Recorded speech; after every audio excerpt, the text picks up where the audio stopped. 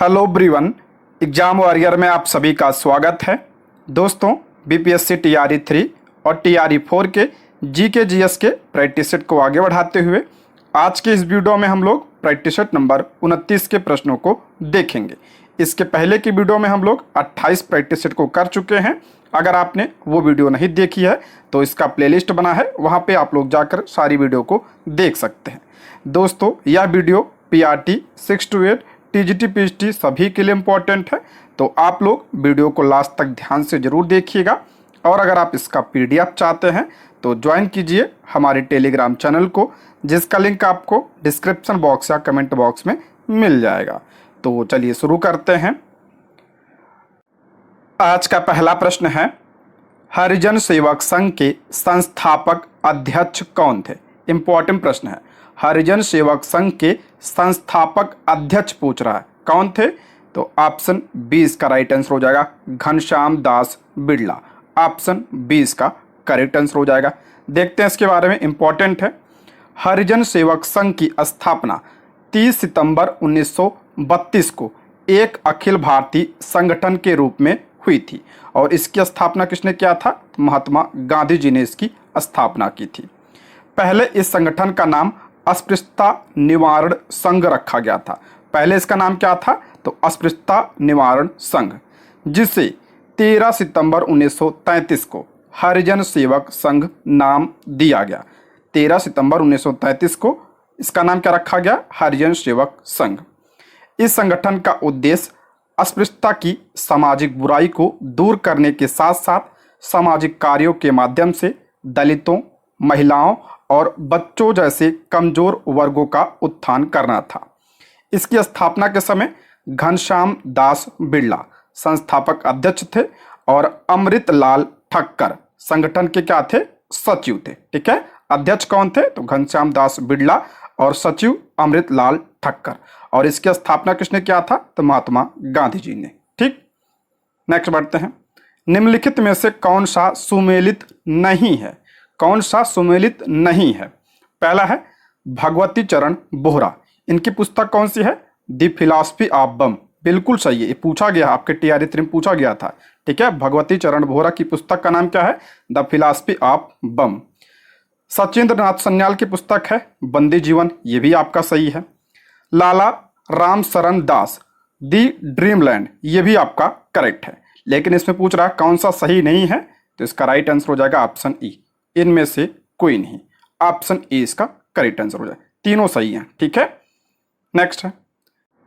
इलाहाबाद की संधि के बाद रॉबर्ट क्लायू ने मुर्शिदाबाद का उप दीवान किसे बनाया था? इलाहाबाद की संधि के बाद रॉबर्ट क्लायू ने मुर्शिदाबाद का उप दीवान किसे बनाया था?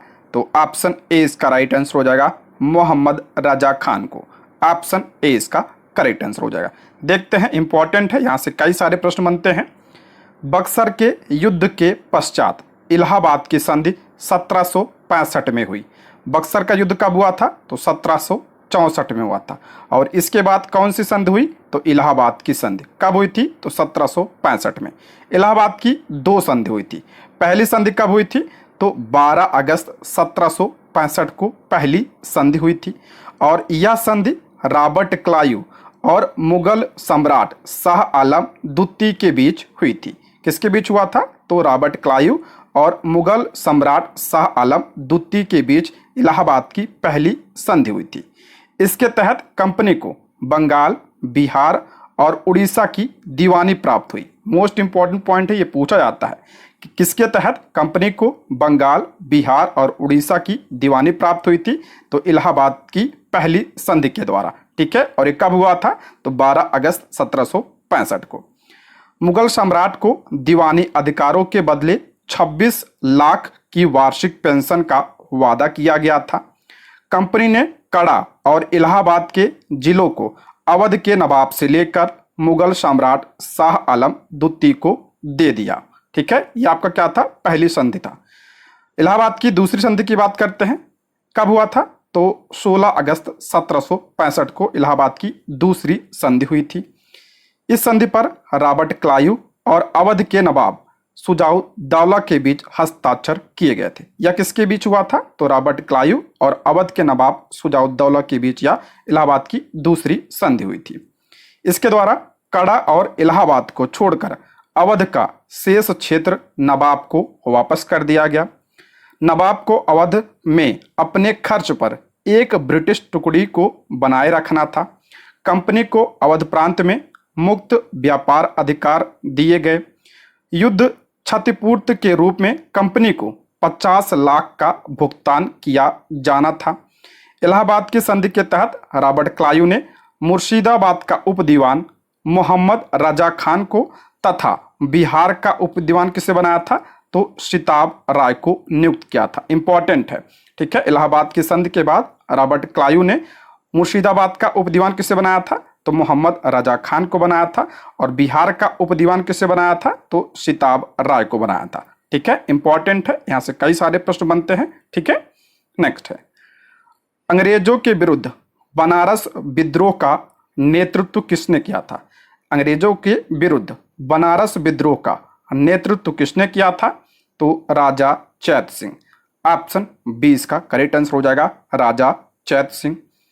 बनारस विद्रोह राजा चैत सिंह द्वारा 1781 में किया गया था। इस विद्रोह में तत्कालीन गवर्नर जनरल वारेन हेस्टिंग ने अपने सैनिकों के साथ भागकर चुनार के किले में शरण लिया था। नेक्स्ट है, निम्नलिखित में से किस पर भारत के गवर्नर जनरल के रूप में किए गए कृत्यों के लिए इंग्लैंड में महाभियोग लगाया गया था? इंपॉर्टेंट है, निम्नलिखित में से किस पर भारत के गवर्नर जनरल के रूप में किए गए कृत्यों के लिए इंग्लैंड में महाभियोग लगाया गया था? किसके ऊपर? तो option B Warren Hasting. Option 20 का करेक्ट आंसर हो जाएगा। देखते हैं, वारेन हेस्टिंग के अन्यायपूर्ण तथा निरंकुश कार्यों के कारण उस पर इंग्लैंड में महाभियोग का मुकदमा चलाया गया, जो 1788 से 1795 तक चलता रहा। किंतु ब्रिटिश संसद ने उसकी सेवा को देखते हुए उसे सभी दोषों से मुक्त कर दिया था। की पॉइंट की बात करते हैं, इंपॉर्टेंट है। वारेन हेस्टिंग जो है बंगाल का पहला गवर्नर जनरल था, ठीक है। बंगाल का पहला गवर्नर जनरल कौन था? तो वारेन हेस्टिंग्स था। और इसका कार्यकाल की बात करें तो 1772 से 1785 तक। वारेन हेस्टिंग ने 1772 में सरकार की दोहरी प्रणाली को समाप्त किया था। यह पूछा जाता है, इंपॉर्टेंट है। द्वैध शासन को किसने समाप्त किया था बंगाल में? तो 1772 में वारेन हेस्टिंग ने इसे समाप्त किया था। अच्छा, लागू किसने किया था? तो क्लाइव ने इसे लागू किया था 1765 में। और समाप्त किसने किया था? तो 1772 में वारेन हेस्टिंग ने द्वैध शासन को बंगाल में समाप्त किया था, ठीक है। नेक्स्ट है, 1857 के विद्रोह के प्रमुख कारण थे। 1857 के विद्रोह के कारण पूछ रहा है। पहला है लॉर्ड डलहौजी द्वारा अवध का विलय, बिल्कुल सही है, कारण था ये। प्रशासन के निचले स्तर पर व्याप्त भ्रष्टाचार, ये भी आपका सही है। ब्रिटिशों द्वारा देश का आर्थिक शोषण, ये भी आपका क्या है? सही है। तो ऑप्शन डी इसका राइट आंसर हो जाएगा, उपयुक्त में से एक से अधिक। Option D. देखते हैं, 1857 के विद्रोह का सबसे महत्वपूर्ण कारण अंग्रेजों द्वारा देश का आर्थिक शोषण तथा देश के परंपरागत आर्थिक ढांचे को नष्ट करना था। ब्रिटिश शासन के प्रति व्याप्त जन असंतोष ने ही जन विद्रोह का रूप ले लिया, जिसकी परिणति 1857 की क्रांति के रूप में सामने आई, जिसने बड़ी संख्या में परंपरागत जमींदारों, किसानों, दस्तकारों तथा हस्तशिल्पियों को आर्थिक रूप से कमजोर कर दिया। निचले स्तर पर प्रशासन में व्याप्त भ्रष्टाचार ने साधारण जनता को बुरी तरह प्रभावित किया। लॉर्ड डलहौजी ने हड़प नीति के द्वारा 1856 ईस्वी में अवध को ब्रिटिश शासन में मिला लिया। इसके कारण अवध में और कंपनी की सेना में विद्रोह का वातावरण बन गया था। नेक्स्ट है, वेल्लोर का विद्रोह किस गवर्नर जनरल के समय हुआ था? वेल्लोर का विद्रोह किस गवर्नर जनरल के समय में हुआ था? तो इसका राइट आंसर हो जाएगा option C, sir George Barlow के समय। ऑप्शन सी इसका करेक्ट आंसर हो जाएगा। 1806 में वेल्लोर की मद्रास सेना के भारतीय सैनिकों ने एक विशेष प्रकार की पगड़ी पहनने, दाढ़ी मूछ मुड़वाने तथा तिलक न लगाने के विरुद्ध विद्रोह कर दिया था। विद्रोह कब हुआ था? तो 1806 में। विल्लोर विद्रोह को 1857 की क्रांति का पूर्वगामी भी माना जाता है, इसलिए इंपॉर्टेंट है ये। विल्लोर विद्रोह को 1857 की क्रांति का पूर्वगामी माना जाता है। इस समय गवर्नर जनरल कौन था? तो सर जॉर्ज बार्लो उस समय गवर्नर जनरल था। सर जॉर्ज बार्लो की बात करते हैं, इसके कार्यकाल की, तो 1805 से 1807 तक यह गवर्नर जनरल था। इसी के समय बैंक ऑफ कलकत्ता की स्थापना हुई थी। बैंक ऑफ कलकत्ता की स्थापना कब हुई थी? तो 1806 में। ठीक है, सर जॉर्ज बार्लो के समय। नेक्स्ट है, भारतीय भाषा में 1857 के विप्लव के कार्डों पर लिखने वाला प्रथम भारतीय कौन था? भारतीय भाषा में 1857 के विप्लव के कार्डों पर लिखने वाला प्रथम भारतीय कौन था? तो option A sir Syed Ahmad Khan. Option A इसका करेक्ट आंसर हो जाएगा। भारतीय भाषा में 1857 के विप्लव के यानी क्रांति के कार्डों पर लिखने वाला प्रथम भारतीय सर सैयद अहमद खान थे। सर सैयद अहमद खान विद्रोह के समय बिजनौर के अमीन पद पर थे। सर सैयद अहमद खान द्वारा लिखित असबाब ए बगावत ए हिंद 1859 में प्रकाशित हुई थी, जिसमें 1857 के विद्रोह के कार्डों की चर्चा की गई थी। इनकी पुस्तक ध्यान रखिएगा, असबाब ए बगावत ए हिंद। ठीक है, इंपॉर्टेंट है। नेक्स्ट है, भारत में ईस्ट इंडिया कंपनी की सफलता का कारण था। भारत में ईस्ट इंडिया कंपनी की सफलता का कारण क्या था? इसमें पहला है, भारत में राष्ट्रीय भावना की कमी थी। बिल्कुल सही है, भारत में उस समय राष्ट्रीय भावना की कमी थी, ये आपका सही है। भारतीय सैनिकों में राष्ट्रीय भावना का अभाव, जिसके फलस्वरूप जो कोई उन्हें अच्छा वेतन दे अपनी सेवा में लगा सकता था, ये भी आपका क्या है? करेक्ट है। कंपनी की सेना को पश्चिमी प्रशिक्षण मिला था तथा उनके पास आधुनिक हथियार थे, ये भी आपका क्या था? सफलता के कारण थे, ये भी आपका सही है। तो ऑप्शन डी इसका राइट आंसर हो जाएगा, उपयुक्त में से एक से अधिक। ऑप्शन डी इसका करेक्ट आंसर हो जाएगा। ईस्ट इंडिया कंपनी की बात करें, इसकी स्थापना कब हुई थी? तो 1600 में इसकी स्थापना हुई थी। नेक्स्ट है, भारत में न्यायिक संगठन की स्थापना किसने की? भारत में न्यायिक संगठन की स्थापना किसने किया था? इंपॉर्टेंट है ये। तो ऑप्शन बी लॉर्ड कॉर्नवालिस ने। ऑप्शन बी इसका राइट आंसर हो जाएगा। लॉर्ड कॉर्नवालिस को न्यायिक क्षेत्र में शक्ति के पृथक्करण सिद्धांत का जन्मदाता कहा जाता है।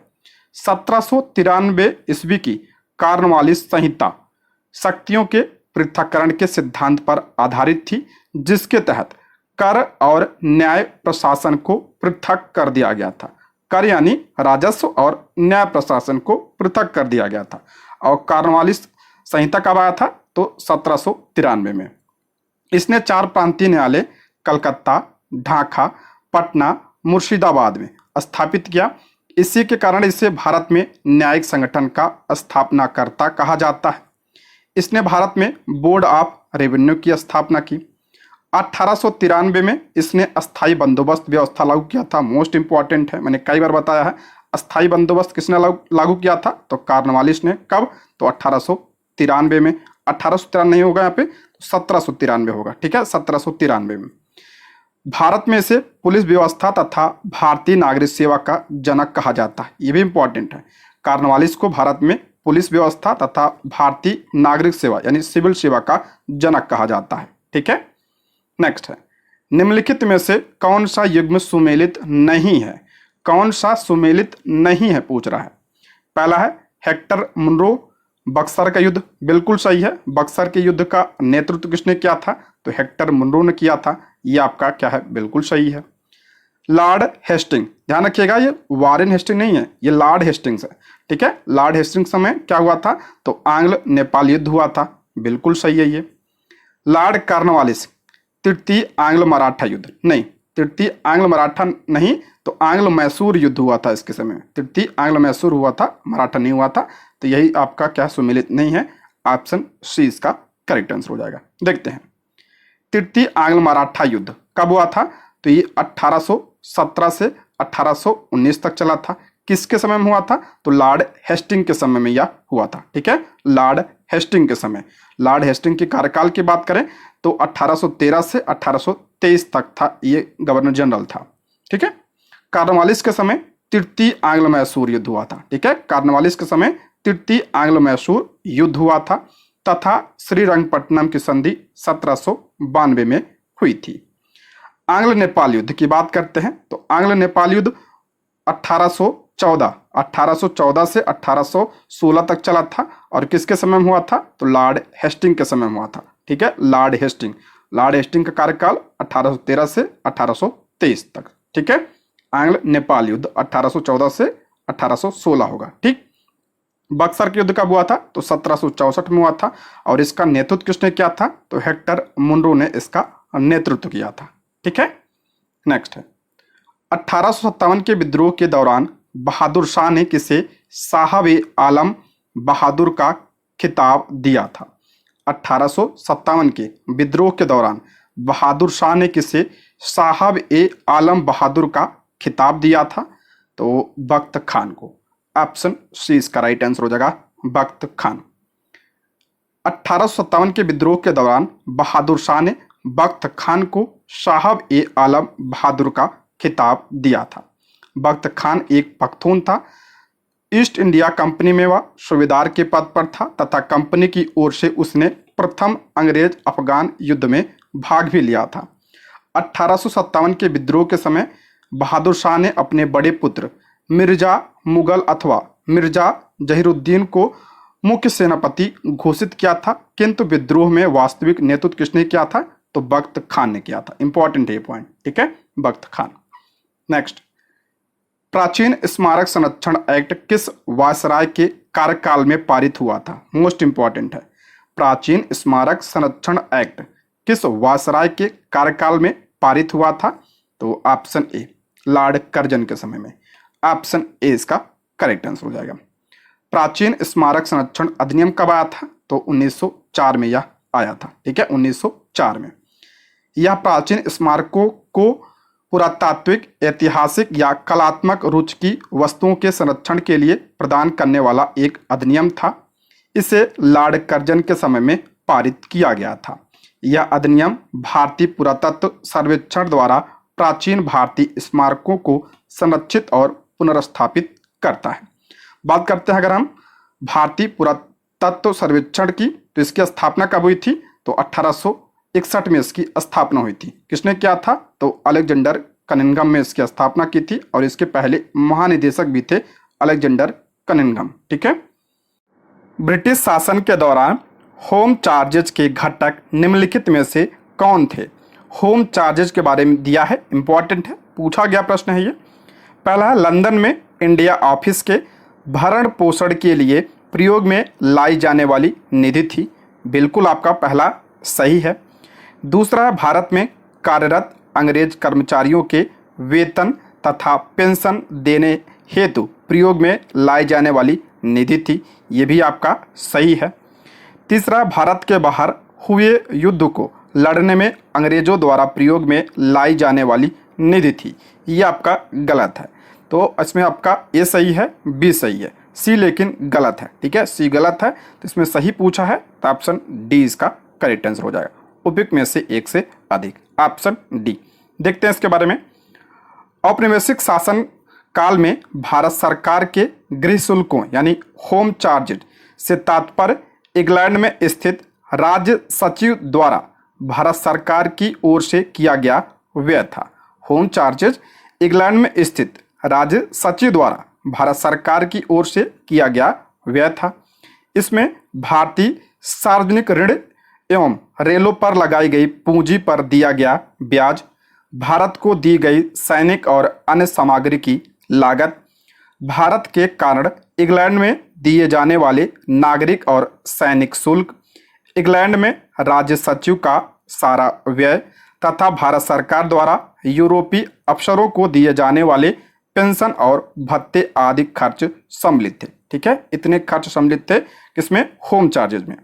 नोट ध्यान रखिएगा, भारत के बाहर हुए युद्धों को लड़ने में अंग्रेजों द्वारा प्रयोग में लाई जाने वाली निधि गृह शुल्कों पर भारित नहीं थी। ठीक है, नेक्स्ट है, वर्ष 1920 में लाहौर में लाला लाजपत राय द्वारा उर्दू का कौन सा समाचार पत्र आरंभ किया गया था? मोस्ट इंपॉर्टेंट है, वर्ष 1920 में लाहौर में लाला लाजपत राय द्वारा उर्दू का कौन सा समाचार पत्र आरंभ किया गया था? तो option A Vande Mataram, option A इसका करेक्ट आंसर हो जाएगा। लाला लाजपत राय ने लाहौर से एक उर्दू दैनिक वंदे मातरम और एक अंग्रेजी साप्ताहिक दी पीपुल निकाला। इंपॉर्टेंट है, लाला लाजपत राय ने लाहौर से एक उर्दू दैनिक जिसका नाम था वंदे मातरम और एक अंग्रेजी साप्ताहिक दी पीपुल निकाला था। की पॉइंट की बात करते हैं, ये यंग इंडिया अगर पूछा है यंग इंडिया पुस्तक के लेखक कौन है? तो लाला लाजपत राय। और यंग इंडिया पूछा जाए पत्रिका किसकी है? तो मोहनदास करमचंद गांधी की, यानी महात्मा गांधी जी की। इन्होंने 1919 से 1931 तक इसका प्रकाशन किया था। ठीक है, यंग इंडिया पुस्तक लाला लाजपत राय की और पत्रिका किसकी थी? तो मोहनदास करमचंद गांधी जी की। नेक्स्ट है, ब्रिटिश शासन में शब्द इंपीरियल प्रेफरेंस का प्रयोग कहाँ किया जाता था? ब्रिटिश शासन में शब्द इंपीरियल प्रेफरेंस का प्रयोग कहाँ पे किया जाता था? तो ऑप्शन ए भारत में ब्रिटिश आयातों पर दी गई विशेष रियायतों के लिए। ऑप्शन ए इसका करेक्ट आंसर हो जाएगा। इंपीरियल प्रेफरेंस क्या था? तो शब्दावली का प्रयोग भारत में ब्रिटिश आयातों पर दी गई विशेष रियायतों के लिए किया जाता था। इसके तहत भारत में ब्रिटिश आयातों पर नाम मात्र का शुल्क लगता था, जबकि भारत के निर्यातों पर ब्रिटेन में भारी शुल्क लगाया जाता था। नेक्स्ट है, किसने कहा था आलोचना और स्वतंत्र चिंतन एक क्रांतिकारी की दो विशेषताएं हैं? इंपॉर्टेंट है, किसने कहा था कि आलोचना और स्वतंत्र चिंतन एक क्रांतिकारी की दो विशेषताएं हैं? तो भगत सिंह ने कहा था। ऑप्शन ए इसका राइट आंसर हो जाएगा, भगत सिंह। नेक्स्ट, 1937 में प्रांतीय चुनावों में किन प्रांतों में गैर कांग्रेसी सरकार बनी थी? इंपॉर्टेंट है, 1937 में प्रांतीय चुनावों में किन प्रांतों में गैर कांग्रेसी सरकार बनी थी? तो पंजाब में और कहां पे? बंगाल में। तो ऑप्शन डी इसका राइट आंसर हो जाएगा, उपयुक्त में से एक से अधिक, पंजाब और बंगाल। Option D. 1937 में प्रांतीय चुनाव में केवल बंगाल और पंजाब प्रांत में ही गैर कांग्रेसी सरकार बन सकी। बंगाल में कृषक प्रजा पार्टी और मुस्लिम लीग ने मिलकर तथा पंजाब में यूनियनिस्ट पार्टी ने सरकार बनाई थी। ठीक है, नेक्स्ट है, निम्नलिखित में से कौन ब्रिटिश शासन के दौरान भारत में रैयतवाड़ी बंदोबस्त के प्रारंभ किए जाने से संबद्ध था? निम्नलिखित में से कौन ब्रिटिश शासन के दौरान भारत में रैयतवाड़ी बंदोबस्त के प्रारंभ किए जाने से संबद्ध था? तो अलेक्जेंडर रीड और थॉमस मुनरो। तो इसमें बी और सी दोनों होगा, तो ऑप्शन क्या हो जाएगा? डी इसका करेक्ट आंसर हो जाएगा, उपयुक्त में से एक से अधिक। कॉर्नवालिस ने कौन सी व्यवस्था लागू किया था? तो अस्थायी बंदोबस्त लागू किया था। ठीक है, अस्थायी बंदोबस्त। देखते हैं, रैयतवाड़ी बंदोबस्त अंग्रेजों द्वारा भारतीय भू राजस्व वसूली हेतु लागू की गई एक प्रणाली थी। 1792 में रैयतवाड़ी व्यवस्था तमिलनाडु के बारामहल क्षेत्र में सर्वप्रथम कर्नल रीड ने लागू किया था। ठीक है, सर्वप्रथम किसने? तो कर्नल रीड ने। कहां पे? तो बारामहल क्षेत्र में। थॉमस मुनरो ने 1809 में कुछ क्षेत्रों में इसको लागू किया। फिर उसके बाद 1820 में मद्रास का गवर्नर बनने पर जो है इसने पूरे मद्रास में लागू किया था। थॉमस मुनरो के समर्थक एल्फिस्टन ने इसे बॉम्बे प्रेसिडेंसी में लागू किया था। संपूर्ण ब्रिटिश भारत में 51% क्षेत्र, मद्रास, बंबई के कुछ हिस्से, पूर्वी बंगाल, असम एवं कुर्ग में यह व्यवस्था लागू की गई थी। इंपॉर्टेंट है, कितने प्रतिशत क्षेत्र पर लागू था ये रैयतवाड़ी व्यवस्था? तो 51% क्षेत्र पर यह लागू था। ठीक है, 51। इस व्यवस्था के अंतर्गत रैयतों यानी किसानों को भूमि का मालिकाना अधिकार दिया गया था, जिसके द्वारा प्रत्यक्ष रूप से, सीधे या व्यक्तिगत रूप से भू राजस्व अदा करने के लिए उत्तरदायी थे। ठीक है, इसमें किसानों को जो है मालिकाना हक प्रदान किया गया था। 1836 के बाद अंग्रेज अफसर विग्नेट और गोल्ड स्मिथ द्वारा इस व्यवस्था में सुधार किए गए थे। नेक्स्ट है, 1918 में मुंबई में आयोजित भारतीय राष्ट्रीय कांग्रेस के अधिवेशन की अध्यक्षता किसने की थी? मोस्ट इंपॉर्टेंट है। 1918 में मुंबई में आयोजित भारतीय राष्ट्रीय कांग्रेस के अधिवेशन की अध्यक्षता किसने किया था? तो सैयद हसन इमाम ने। ऑप्शन बी इसका राइट आंसर हो जाएगा, सैयद हसन इमाम। देखिए 1918 में कांग्रेस के 2 सत्र आयोजित किए गए थे। पहला अगस्त से सितंबर में बॉम्बे में, और दूसरा कब किया गया था? तो दिसंबर में दिल्ली में। ठीक है, अगस्त सितंबर में कहाँ पे? तो बॉम्बे में, और दिसंबर में कहाँ पे किया गया था? तो दिल्ली में किया गया था। और जो 1918 में बंबई में अधिवेशन हुआ था उसके अध्यक्ष कौन थे? तो सैयद हसन इमाम थे। ठीक है, सैयद हसन इमाम 1918 के मुंबई अधिवेशन की इन्होंने अध्यक्षता की थी। लेकिन अगर दिल्ली अधिवेशन पूछा जाए, 1918 दिल्ली अधिवेशन की अध्यक्षता किसने किया था? तो मदन मोहन मालवीय ने किया था। ठीक है, मदन मोहन मालवीय ने। इस अधिवेशन में कांग्रेस का दूसरा विभाजन हो गया, जिससे उदारवादी कांग्रेस से अलग हो गए थे। ठीक है, अच्छा आप लोग कमेंट बॉक्स में बताइए कि कांग्रेस का पहला विभाजन कब हुआ था। ठीक है, कमेंट जरूर करिए आप लोग। ठीक है, पहला विभाजन कब हुआ था और उस समय कांग्रेस का अध्यक्ष कौन था, ये भी बताइएगा।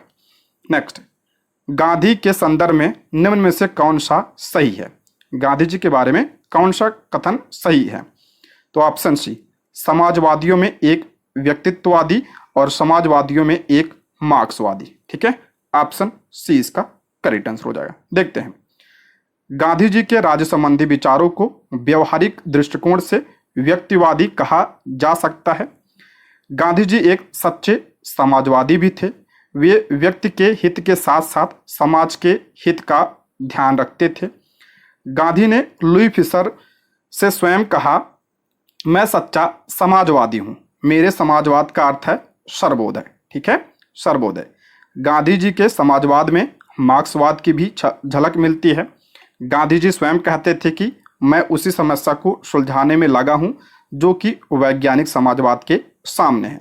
अतः गांधी जी को समाजवादियों में एक व्यक्तित्ववादी और समाजवादियों में एक मार्क्सवादी कहा जा सकता है। ठीक है, नेक्स्ट है, निम्नलिखित में से किस कारागार को गांधी जी ने मंदिर का नाम दिया था? निम्नलिखित में से किस कारागार को गांधी जी ने मंदिर का नाम दिया था? तो यरवदा जेल को। ऑप्शन सी इसका करेक्ट आंसर हो जाएगा, यरवदा। यरवदा कारागार कहाँ पे है? तो महाराष्ट्र के पुणे जिले में स्थित है, जहां गांधी जी को 1930 में बंदी के रूप में भेजा गया था। यरवदा जेल में गांधी जी ने अपने अनुभवों एवं आध्यात्मिक प्रगति की समीक्षा करते हुए यरवदा कारागार को मंदिर की संज्ञा दी थी। यहाँ से महात्मा गांधी साबरमती के आश्रमवासियों को प्रत्येक सप्ताह पत्र के रूप में अनेक संदेश भेजा करते थे। नेक्स्ट है, निम्नलिखित में से किसने भारतीय विश्वविद्यालयों में धार्मिक शिक्षा के लिए प्रबल रूप से वकालत की थी? निम्नलिखित में से किसने भारतीय विश्वविद्यालयों में धार्मिक शिक्षा के लिए प्रबल रूप से वकालत किया था? तो ऑप्शन सी, मदन मोहन मालवीय ने। ऑप्शन सी इसका करेक्ट आंसर हो जाए। ठीक है, मदन मोहन मालवीय। नेक्स्ट है, 1817 में कलकत्ता में प्रसिद्ध हिंदू कॉलेज की स्थापना किसने की? 1817 में कलकत्ता में प्रसिद्ध हिंदू कॉलेज की स्थापना किसने किया था? तो डेविड हेयर ने। ऑप्शन सी इसका राइट आंसर हो जाएगा, डेविड हेयर। अगला प्रश्न है, प्रसिद्ध पुस्तक फाउंडेशन ऑफ इंडियन कल्चर के लेखक हैं। इंपॉर्टेंट है, प्रसिद्ध पुस्तक फाउंडेशन ऑफ इंडियन कल्चर के लेखक कौन है? तो option C, Aurobindo Ghosh. Option C इसका करेक्ट आंसर हो जाएगा, अरविंद घोष। अरविंद घोष द्वारा लिखी गई कुछ प्रमुख पुस्तकों की बात करते हैं तो दी mother, Savitri A legend and symbol, the secret of Vedas, life divine, बहुत इंपॉर्टेंट है, कई बार पूछा गया है, और द सिंथेसिस ऑफ योग, इनकी प्रमुख पुस्तकें हैं। ठीक है, इंपॉर्टेंट है, ध्यान रखिएगा। नेक्स्ट है, गर्भ में भ्रूण के विकास को जानने के लिए निम्न में से कौन सी किरण या तरंगों का उपयोग किया जाता है? गर्भ में भ्रूण के विकास को जानने के लिए किस किरण या तरंग का उपयोग किया जाता है? तो पराध्वनि तरंगों का प्रयोग किया जाता है। ऑप्शन सी इसका करेक्ट आंसर हो जाएगा। गर्भ में भ्रूण के विकास को जानने के लिए अल्ट्रासाउंड तकनीक के तहत पराध्वनि तरंगों का उपयोग किया जाता है। इसकी आवृत्ति कितनी होती है, इंपॉर्टेंट है, तो 20,000 हर्ट्ज से अधिक इसकी आवृत्ति होती है। और कुछ जीव जैसे कुत्ता, बिल्ली, चमगादड़ इस ध्वनि को सुन सकते हैं, ठीक है, मानव इसे नहीं सुन सकता है। नेक्स्ट है, निम्नलिखित में से कौन सा सुमेलित नहीं है, कह रहा कौन सा सुमेलित नहीं है। पहला है लैक्टोबैसिलस, दही बनाने में, बिल्कुल सही है। लैक्टोबैसिलस जो होता है आपका दही बनाने में सहायक होता है बैक्टीरिया। ईस्ट की बात करते हैं तो अल्कोहल उत्पादन में, ये भी आपका सही है, ईस्ट अल्कोहल उत्पादन में मदद करता है, ये आपका सही है। एस्परजिलस ये कवक होता है, साइट्रिक अम्ल उत्पादन में, बिल्कुल सही है। तो इसमें पूछ रहा कौन सा सही नहीं है, तो सारे सही हैं, इसमें नहीं पूछ रहा है तो इनमें से कोई नहीं। ऑप्शन ई इसका करेक्ट आंसर है, तीनों आपके क्या है, सत्य हैं। नेक्स्ट है, एथलीट फुट बीमारी होती है। एथलीट फुट बीमारी जो है किसकी वजह से होता है, तो फफूंद से होता है। ऑप्शन बी इसका राइट आंसर हो जाएगा, फफूंद। एथलीट फुट को टीनिया पीडिस भी कहते हैं, या फफूंद से होती है, या त्वचा का संक्रामक रोग है जिससे पैरों की त्वचा फटने और कटने लगती है। फफूंद द्वारा ऊपरी त्वचा की मृत कोशिकाओं को संक्रमित करने पर यह रोग फैलता है। इसे एथलीट फुट इसलिए कहते हैं क्योंकि यह अधिकतर एथलीट के पैरों में संक्रमण होता है, इसलिए इसे एथलीट फुट कहा जाता है। नेक्स्ट है, निम्नलिखित में से कौन सी कोशिकाएं मनुष्य में एंड्रोजन हार्मोन को स्रावित करती हैं। कौन सी कोशिकाएं मनुष्य में एंड्रोजन हार्मोन को स्रावित करती हैं, तो ऑप्शन बी लाइडिंग कोशिकाएं। ऑप्शन बी इसका करेक्ट आंसर हो जाएगा। टेस्टोस्टेरोन एंड्रोजन समूह का एक एस्ट्रॉयड हार्मोन है। टेस्टोस्टेरोन एंड्रोजन समूह का एक क्या है, एस्ट्रॉयड हार्मोन है। टेस्टोस्टेरोन प्राथमिक रूप से नर में अंडकोश से व मादा में अंडाशय से स्रावित होता है, इंपॉर्टेंट ये पॉइंट। यह पुरुष में मुख्यतः हार्मोन एवं एक एनाबोलिक एस्ट्रॉयड होता है। टेस्टोस्टेरोन पुरुष यौन लक्षणों के विकास को बढ़ाता है, ठीक है, यह आपका क्या है, पुरुष यौन लक्षणों के विकास को बढ़ाता है। लाइडिंग कोशिकाएं एंड्रोजन नामक हार्मोन के एक वर्ग को स्रावित करती हैं। नेक्स्ट है, ऑक्सीजन की उपस्थिति में ऊर्जा निर्मुक्त होने के साथ ग्लूकोज का कार्बन डाइऑक्साइड एवं जल में पूर्ण रूपांतरण होने को कहते हैं, इंपॉर्टेंट है ये। ऑक्सीजन की उपस्थिति में ऊर्जा निर्मुक्त होने के साथ ग्लूकोज का कार्बन डाइऑक्साइड एवं जल में पूर्ण रूपांतरण होने को क्या कहा जाता है, तो एरोबिक श्वसन कहा जाता है।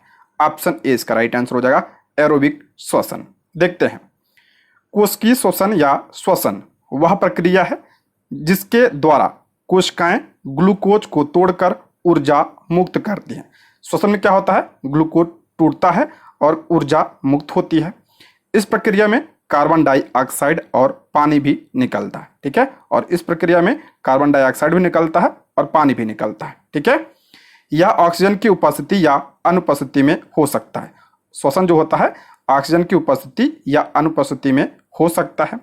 जब श्वसन ऑक्सीजन की उपस्थिति में होता है, जब श्वसन ऑक्सीजन की उपस्थिति में होता है तो इसे एरोबिक श्वसन या वायवीय श्वसन कहा जाता है, ठीक है। जब श्वसन ऑक्सीजन की उपस्थिति में होता है तो इसे एरोबिक श्वसन या वायवीय श्वसन कहा जाता है।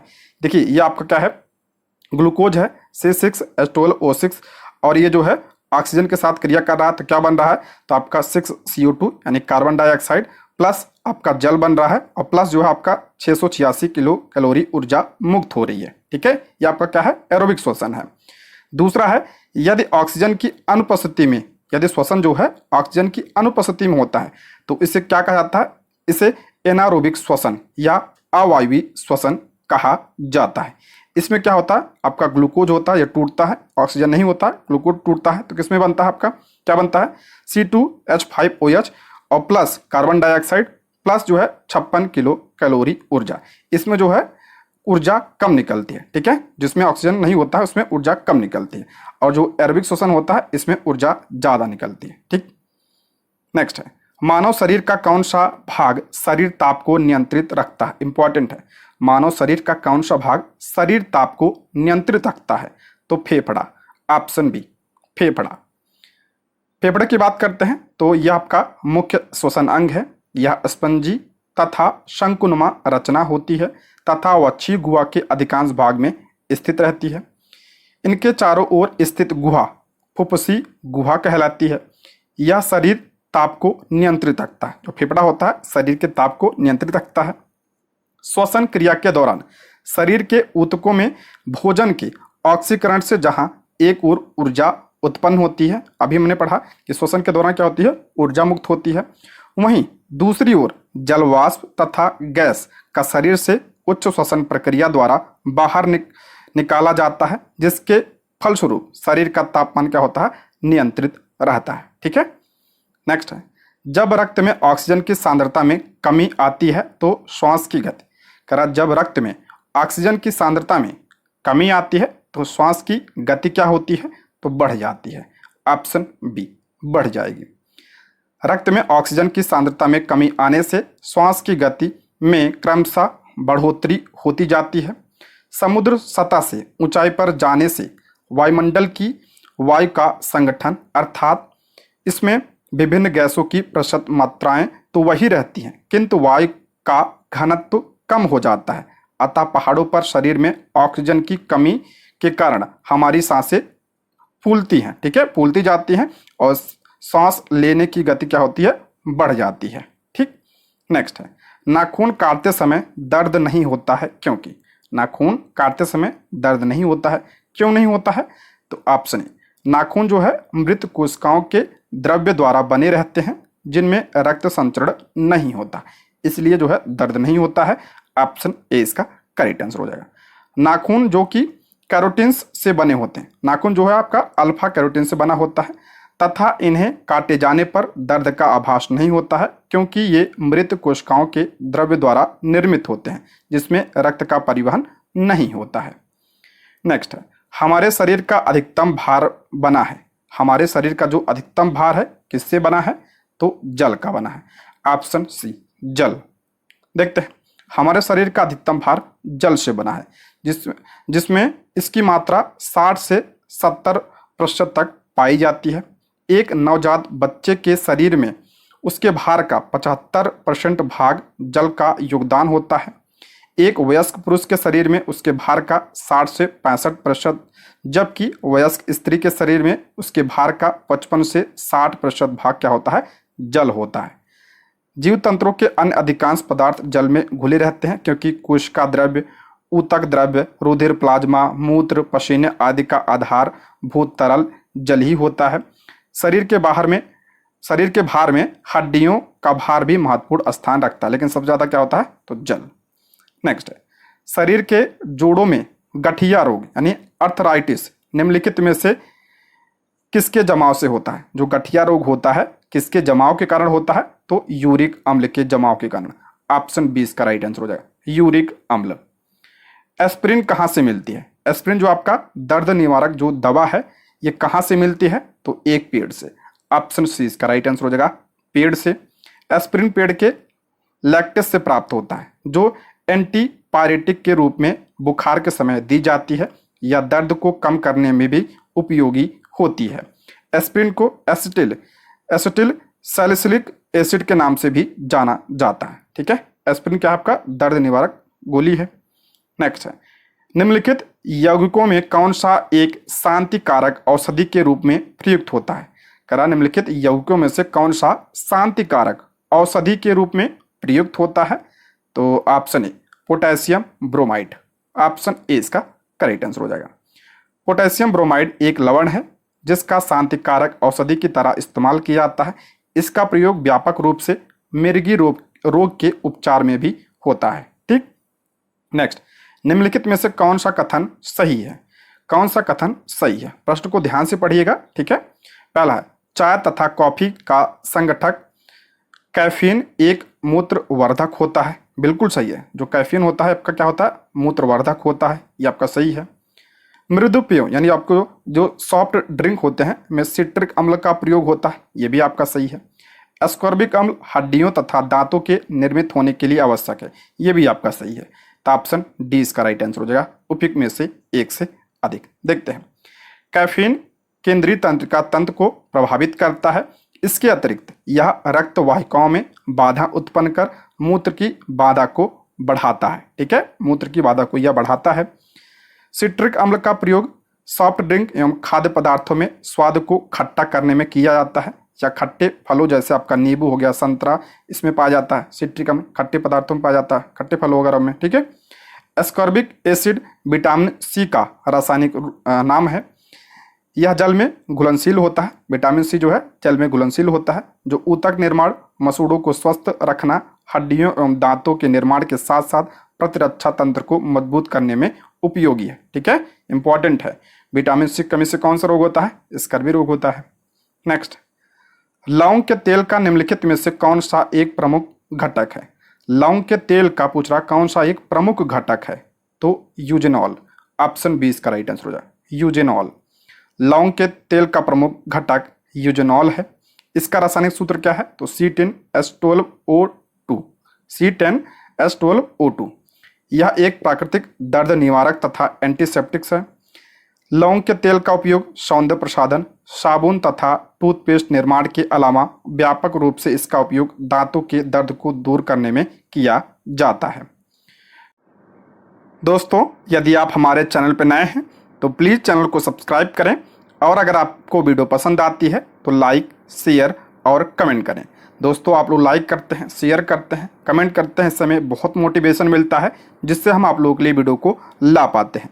तो आप लोग कमेंट बॉक्स में ज़रूर बताइएगा वीडियो कैसी लगी, और कोई सुझाव हो तो भी बताइएगा, ठीक है। तो देखते हैं आगे। निम्नलिखित में से कौन सा तत्व लोहे के साथ मिश्रित होने पर इस्पात बनाता है, जो उच्च ताप पर प्रतिरोध उत्पन्न कर सकता है और जिसमें उच्च कठोरता तथा अपघर्षण प्रतिरोधकता होती है? तो कौन सा है? तो क्रोमियम, ऑप्शन 20 का राइट आंसर हो जाएगा क्रोमियम। नेक्स्ट है, निम्नलिखित में से कौन सा एक पदार्थ कठोर और बहुत तन्य है? करा कौन सा एक पदार्थ कठोर भी है और बहुत तन्य है? तो option C, nichrome, option C इसका करेक्ट आंसर हो जाएगा। नेक्स्ट, फ्लोरोसेंट ट्यूब में कौन सी गैस भरी जाती है? फ्लोरोसेंट ट्यूब में कौन सी गैस भरी जाती है? तो मरकरी और नियॉन भरी जाती है इसमें, ऑप्शन सी इसका करेक्ट आंसर हो जाएगा, मरकरी और नियॉन। नेक्स्ट है, कृत्रिम स्वीटनर के रूप में प्रयुक्त यौगिक, कृत्रिम स्वीटनर के रूप में जो है किसका प्रयोग? तो सैकरिन, ऑप्शन ए इसका राइट आंसर हो जाएगा सैकरिन। नेक्स्ट, रासायनिक गुणों को अपरिवर्तित रखते हुए एक परमाणु के नाभिक में जोड़े जाने वाले कण है। कराया रासायनिक गुणों को अपरिवर्तित रखते हुए एक परमाणु के नाभिक में जोड़े जाने वाले कण कौन से हैं? तो न्यूट्रॉन, ऑप्शन ए इसका राइट आंसर हो जाएगा न्यूट्रॉन। नेक्स्ट है, जिंक तथा सल्फ्यूरिक अम्ल के बीच अभिक्रिया से निम्नलिखित में से कौन सी गैस निकलती है? जिंक तथा सल्फ्यूरिक अम्ल के बीच अभिक्रिया से कौन सी गैस निकलती है? तो हाइड्रोजन, ऑप्शन सी इसका करेक्ट आंसर हो जाएगा हाइड्रोजन। जिंक और सल्फ्यूरिक एसिड के बीच प्रक्रिया से क्या बनता है? आपका जिंक हो गया, आपका सल्फ्यूरिक अम्ल हो गया, क्या बन रहा है? तो ZnSO4 और हाइड्रोजन गैस। नेक्स्ट, हमारे घरों में जो विद्युत आपूर्ति की जाती है वह, हमारे घरों में जो विद्युत आती है वो क्या कितनी होती है? तो ऑप्शन क्या हो जाएगा इसका? सी इसका राइट आंसर हो जाएगा 220 वोल्ट पर प्रत्यावर्ती धारा होती है, यानी आपका क्या होता है? ये AC करंट होता है, ठीक है, ऑप्शन सी इसका करेक्ट आंसर हो जाएगा, ठीक है, 220 वोल्ट पर प्रत्यावर्ती धारा होती है। नेक्स्ट है, निम्नलिखित में से कौन सा सही है? इसे पूछ रहा है कौन सा कथन सही है। देखते हैं। पहला है, भारत में हिमालय केवल 5 राज्यों में फैला हुआ है। नहीं, केवल 5 राज्यों में नहीं, कई सारे राज्यों में, लगभग 12 राज्यों में फैला हुआ है ये।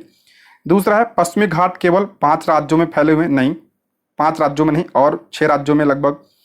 तीसरा आपका, पुलिकट झील केवल 2 राज्यों में फैली हुई, ये आपका सही है। पुलिकट झील जो है केवल 2 राज्यों में फैली हुई, तो पहला गलत है, दूसरा गलत है, तो आपका तीसरा सही है, ऑप्शन सी इसका करेक्ट आंसर हो जाएगा। देखते हैं, हिमालय का विस्तार वर्तमान में भारत के 2 केंद्र शासित प्रदेश, एक तो आपका जम्मू कश्मीर, दूसरा आपका लद्दाख हो गया, तथा हिमाचल प्रदेश, उत्तराखंड, सिक्किम, अरुणाचल प्रदेश व आंशिक रूप से बंगाल, असम, नागालैंड, मणिपुर, मिजोरम व त्रिपुरा राज्यों में फैला है ये, ठीक है।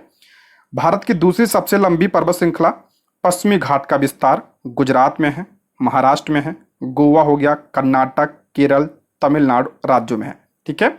और इसे जो है किस नाम से जाना जाता है, जैसे सह्याद्री के नाम से भी जाना जाता है पश्चिमी घाट को, इंपॉर्टेंट है ये। पुलिकट झील आंध्र प्रदेश व तमिलनाडु राज्यों की सीमा में विस्तृत है। श्री हरिकोटा नामक द्वीप इस झील को सागर से अलग करता है तथा इसे लैगून का स्वरूप प्रदान करता है, ठीक है। पुलिकट झील जो है आपका आंध्र प्रदेश व तमिलनाडु राज्यों की सीमा पर है, ठीक। नेक्स्ट है, उत्तर से दक्षिण की ओर दी गई पहाड़ियों का सही अनुक्रम कौन सा है। उत्तर से दक्षिण पूछ रहा है, तो सबसे उत्तर में इसमें से कौन सा होगा, तो नल्ला मलाई, उसके बाद आपका जावदी पहाड़ियाँ, उसके बाद नीलगिरी पहाड़ियाँ, उसके बाद आपका अन्ना मलाई। तो इसका राइट आंसर हो जाएगा ऑप्शन सी, इसका करेक्ट आंसर हो जाएगा, ठीक है। ऑप्शन क्या हो जाएगा, सी इसका करेक्ट आंसर हो जाएगा, ठीक है। ये आपका है नल्ला मलाई। उसके बाद आपका देखिए क्या था, जावदी हिल, ठीक। उसके बाद आपका नीलगिरी हिल हो जाएगा, उसके बाद आपका हो जाएगा अन्ना मलाई, ठीक है। नेक्स्ट है, नेलांग घाटी किस राज्य में स्थित है। नेलांग घाटी ये किस राज्य में है स्थित है, तो उत्तराखंड में है। ऑप्शन सी इसका राइट आंसर हो जाएगा उत्तराखंड। नेक्स्ट, गुरु शिखर पर्वत चोटी कौन से राज्य में अवस्थित है। गुरु शिखर जो है इंपॉर्टेंट है, किस राज्य में है, तो राजस्थान में है। ऑप्शन ए इसका करेक्ट आंसर हो जाएगा राजस्थान। राजस्थान में माउंट आबू पर्वत पर स्थित गुरु शिखर, गुरु शिखर की लंबाई कितनी है, तो ऊंचाई तो 1722 मीटर, अरावली पर्वतमाला की सबसे ऊंची चोटी है। जो गुरु शिखर है अरावली की सबसे ऊंची चोटी है। माउंट आबू में ही जैनियों का प्रसिद्ध धर्मस्थल दिलवाड़ा का जैन मंदिर स्थित है। ये पॉइंट भी आप लोग ध्यान रखिएगा। नेक्स्ट, भारत के निम्न तटों में से कौन कृष्णा डेल्टा एवं केप कोमरिन के मध्य स्थित है। करा है, भारत के निम्न तटों में से कौन सा कृष्णा डेल्टा एवं केप कोमरिन के मध्य स्थित है। देखिए आपका इधर आपका कृष्णा डेल्टा पड़ता है और ये आपका क्या है, केप कोमरिन है। यहाँ पे कौन सा तट पड़ता है आपका, तो कोरोमंडल तट पड़ता है, ठीक है, कोरोमंडल तट। तो इसका राइट आंसर हो जाएगा ऑप्शन ए, ठीक है। ऑप्शन ए इसका राइट आंसर हो जाएगा कोरोमंडल तट। देखिए आपका, देखिए ये आपका क्या हो गया, कच्छ का तट हो गया, काठियावाड़ का हो गया, फिर आपका कोंकण तट हो गया, फिर आपका ये मालाबार तट हो गया केरल वाला, फिर आपका हो गया ये कौन सा, कोरोमंडल तट, ठीक है। उसके बाद ये आपका है उत्कल तट, ठीक। नेक्स्ट है, निम्नलिखित द्वीपों के युग्मों में से कौन सा 10 डिग्री जलमार्ग द्वारा आपस में पृथक किया जाता है। 10 डिग्री जलमार्ग द्वारा कौन अलग होता है, तो अंडमान एवं निकोबार। ऑप्शन क्या हो जाएगा, ए इसका राइट आंसर हो जाएगा अंडमान एवं निकोबार। देखते हैं इंपॉर्टेंट है। 6 डिग्री चैनल की बात करते हैं तो ये आपका सुमात्रा, इंडोनेशिया और ग्रेट निकोबार के मध्य है, इंपॉर्टेंट है। 6 डिग्री तो आपका सुमात्रा और ग्रेट निकोबार। 8 डिग्री की बात करते हैं तो मालदीव और मिनिकॉय के मध्य में है, ठीक है, मालदीव और मिनिकॉय को अलग करता है ये। 9 डिग्री की बात करते हैं तो मिनिकॉय और लक्षद्वीप के मध्य है 9 डिग्री। 10 डिग्री तो लिटिल अंडमान यानी छोटा अंडमान और कार निकोबार के मध्य है ये। दक्कन पास की बात करते हैं तो दक्षिणी अंडमान एवं छोटा लघु अंडमान के मध्य है ये। पाक की खाड़ी की बात करते हैं तो दक्षिण पूर्व तमिलनाडु और श्रीलंका के मध्य में आपका पाक की खाड़ी। सारे इंपॉर्टेंट है, इसको ध्यान रखिएगा, ठीक है। नेक्स्ट है, हिमालय में हिमरेखा निम्न के बीच होती है, इंपॉर्टेंट है। हिमालय में जो हिमरेखा होती है किसके बीच होती है, मोस्ट इंपॉर्टेंट है ये, तो 4300 से 6000 मीटर पूर्व में, ध्यान रखिएगा 4300 से 6000 मीटर पूर्व में। ऑप्शन ए इसका करेक्ट आंसर हो जाएगा, पूर्व ध्यान रखिएगा, इंपॉर्टेंट है ये। अभी मैं बताता हूँ उसके बारे में। हिमालय के विभिन्न भागों में अलग अलग ऊंचाइयों पर हिमरेखा पाई जाती है। जैसे आपका नेपाल हिमालय में 4500 मीटर, असम में आपका 4420 मीटर, कश्मीर हिमालय में आपका क्या हो गया 6000 मीटर। हिमरेखा से अभिप्राय की पहाड़ों की ऊंचाई की वह सीमा जिसके ऊपरी भाग पर सदैव बर्फ जमी रहती है। हिमरेखा से अभिप्राय क्या है, तो पहाड़ों की ऊंचाई की वह सीमा जिसके ऊपरी भाग पर क्या होता है, सदैव बर्फ जमी रहती है। हिमालय पर्वतीय क्षेत्रों में पूर्व से पश्चिम बढ़ने पर हिमरेखा की ऊंचाई क्या हो जाती है, घट जाती है। देखिए करा पूरब से अगर हम कहाँ जाएंगे, पश्चिम जाएंगे तो क्या होता है, हिमरेखा की ऊंचाई क्या हो जाती है, तो घट जाती है, ठीक है। इधर घट जाती है यानी इधर क्या होता है, ज़्यादा होता है, ठीक है। नेक्स्ट है, निम्न में से कौन सा विशालतम हिमनद है। कौन सा विशालतम हिमनद है, तो सियाचिन है। ऑप्शन सी इसका राइट आंसर हो जाएगा सियाचिन ग्लेशियर, ठीक। नेक्स्ट है, भारत से उपबंध पराचुंबकीय परिणामों से संकेत मिलते हैं कि भूतकाल में भारतीय स्थल पिंड सरका है। करा भारत से उपबंध पराचुंबकीय परिणामों से संकेत मिलते हैं कि भूतकाल में भारतीय स्थलपिंड सरका है। किस तरफ? तो उत्तर की ओर।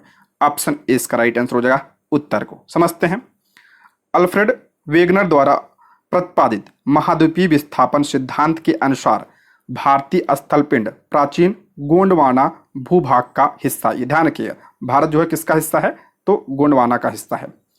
जुरासिक युग में गोंडवाना भूभाग में चंद्रमा के आकर्षण बल व पृथ्वी के गुरुत्वाकर्षण बल व ध्रुवीय लिंग बल के कारण विखंडन से दक्षिण अमेरिका, अफ्रीका, मेडागास्कर, प्रायद्वीपीय भारत व ऑस्ट्रेलिया का निर्माण हुआ। ये सब जो है किसके भाग हैं? तो गोंडवाना लैंड के। कालांतर में अफ्रीका, यूरेशिया व प्रायद्वीपीय भारत में उत्तरी प्रवाह हुआ, जिसके परिणामस्वरूप एटलस, आल्प्स व हिमालय जैसी नवीन पर्वत श्रृंखलाओं का निर्माण हुआ था। ठीक है, उत्तर की ओर जो है ये प्रवाह हुआ था। नेक्स्ट है, यदि हिमालय पर्वत श्रेणियां नहीं होती हैं तो भारत पर सर्वाधिक संभाव भौगोलिक प्रभाव क्या होता है? करा यदि हिमालय नहीं होता है तो क्या होता है? तो करा देश के अधिकांश भाग में साइबेरिया से आने वाली शीत लहरों का अनुभव होता। बिल्कुल सही है, देश के अधिकांश भाग में साइबेरिया से आने वाली शीत लहरों का अनुभव होता यदि हिमालय ना होता। तो ये सही है। सिंधु गंगा मैदान इतनी सुविस्तृत जलोढ़ मृदा से वंचित होता। बिल्कुल सही है, जो आपका जलोढ़ मैदान देखने को मिलता है तो ये नहीं होता।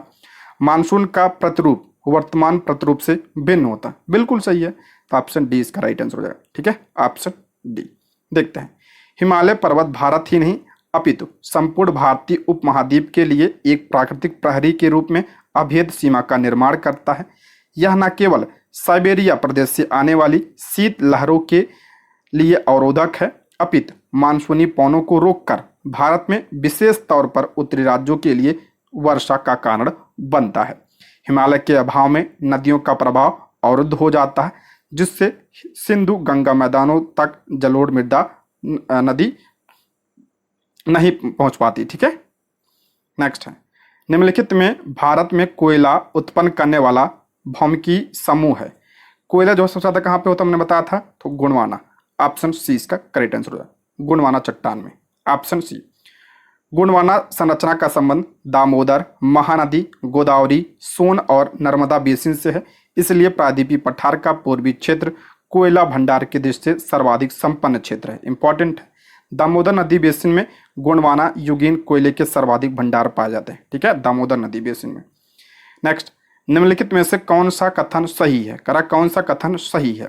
पहला, उष्णकटिबंधीय वन वनस्पतियों की विविधता हेतु प्रसिद्ध है। करा उष्णकटिबंधीय वन वनस्पतियों की विविधता हेतु प्रसिद्ध है। मैंने बताया था सर्वाधिक जैव विविधता यहीं पाया जाता है उष्णकटिबंधीय वनों में, क्योंकि यहाँ पे इस क्षेत्र में क्या होता है, बारिश भी अधिक होती है और ताप भी अधिक होता है। ठीक है, इसलिए यहाँ की मिट्टी में पोषक तत्वों की कमी होती है। बिल्कुल सही है, यहाँ की मिट्टी में जो है पोषक तत्वों की कमी होती है। उष्णकटिबंधीय वन दक्षिण अमेरिका, अफ्रीका और दक्षिण पूर्व एशिया में भूमध्य रेखा के आसपास पाए जाते हैं। बिल्कुल सही है, जो उष्णकटिबंधीय वन होते हैं दक्षिण अमेरिका यानी ब्राजील वगैरह में, अफ्रीका और दक्षिण पूर्व एशिया में भूमध्य रेखा के आसपास पाए जाते हैं। बिल्कुल सही है, तो ऑप्शन डी इसका करेक्ट आंसर हो जाएगा, ऑप्शन डी। नेक्स्ट, शंकुधारी वन कहाँ पाए जाते हैं? मोस्ट इंपॉर्टेंट है, शंकुधारी वन कहाँ पाए जाते हैं? तो शीतोष्ण क्षेत्र में शंकुधारी वन पाए जाते हैं। ऑप्शन ए इसका राइट आंसर हो जाएगा। नेक्स्ट, काई एवं लाइकेन पाए जाते हैं। जो आपका लाइकेन और काई होता है ये कहाँ पाए जाते हैं? तो टुंड्रा वनस्पति में पाए जाते हैं। इंपॉर्टेंट है ये, ऑप्शन सी टुंड्रा वनस्पति। टुंड्रा का सबसे विशिष्ट स्थान रूस, कनाडा और ग्रीनलैंड है। 60 डिग्री उत्तरी अक्षांश से ऊपर, ठीक है, 60 डिग्री उत्तरी अक्षांश से ऊपर एशियाई, यूरोपीय व उत्तरी अमेरिकी भागों में वनस्पतियां अत्यंत क्या होती हैं? विरल होती हैं। केवल जो है काई और लाइकेन, कवक व जंगली झाड़ियां थोड़ी बहुत मिलती हैं, जिनके वृद्धि का समय ग्रीष्म ऋतु के केवल 3 माह तक ही होता है। ठीक है, नेक्स्ट है, निम्नलिखित में से कौन सा कथन सही है? करा कौन सा कथन सही है? पहला, लिथोफाइट। लिथोफाइट क्या होता है? तो कड़ी चट्टानों में उगने वाली वनस्पति को लिथोफाइट कहा जाता है। बिल्कुल सही है ये। जीरोफाइट का क्या होता है? मैंने बताया था, तो उष्णकटिबंधीय मरुस्थलीय क्षेत्र में रहने वाली वनस्पति क्या होती है? जीरोफाइट होती है, ये भी सही है। हैलोफाइट क्या होता है? तो नमक युक्त भूमि में होने वाली वनस्पति को क्या कहा जाता है? तो हैलोफाइट कहा जाता है, ये भी आपका क्या है, सही है, या लौड़ो विद्ध कहा जाता है इसे, ये भी आपका क्या है, सही है। तो इसमें सही पूछ रहा है तो ऑप्शन डी, ऑप्शन डी उपयुक्त में से एक से अधिक, तीनों सही हैं, ठीक है। नेक्स्ट है, निम्नलिखित में से कौन सा कथन सही है, कौन सा कथन सही है पूछ रहा है। इस तरह के प्रश्न जो आपके एग्जाम बनते हैं तो इंपॉर्टेंट है। पहला है, चलवासी पशुचारण विधि अर्ध शुष्क प्रदेशों में प्रचलित नहीं है। करा जो चलवासी पशुचारण विधि होता है ये अर्ध शुष्क क्षेत्रों में प्रचलित नहीं है। देखिए यहाँ पे नहीं दिया है, देखिए प्रचलित है तो यहाँ पे गलत हो जाएगा, ठीक है। दूसरा है, चलवासी पशुचारण पद्धति में ऊंट पालन नहीं किया जाता है। देखिए ऊंट पालन किया जाता है तो ये भी गलत है। चलवासी पशुचारण पद्धति भारत के जम्मू और कश्मीर राजस्थान में प्रचलित है, बिल्कुल सही है। जो आपका चलवासी पशुचारण है यह पद्धति भारत के जम्मू कश्मीर और कश्मीर में या राजस्थान में यह प्रचलित है, तो ये आपका सही है, तो ऑप्शन सी। देखते हैं, चलवासी पशुचारण विधि शुष्क और अर्ध शुष्क प्रदेशों में विशेष रूप से प्रचलित है। इस प्रकार की कृषि में पशुचारक अपने पशुओं के साथ निश्चित मार्गों से चारे और पानी के लिए एक स्थान से दूसरे स्थान पर घूमते रहते हैं। चलवासी पशुचारण विधि में पशुचारक मुख्यतः भेड़, ऊंट, मवेशी, याक और बकरियां पालते हैं।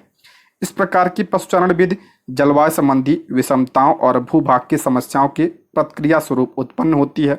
यह पद्धति जम्मू कश्मीर और राजस्थान में प्रचलित है, भारत में जम्मू कश्मीर और राजस्थान में।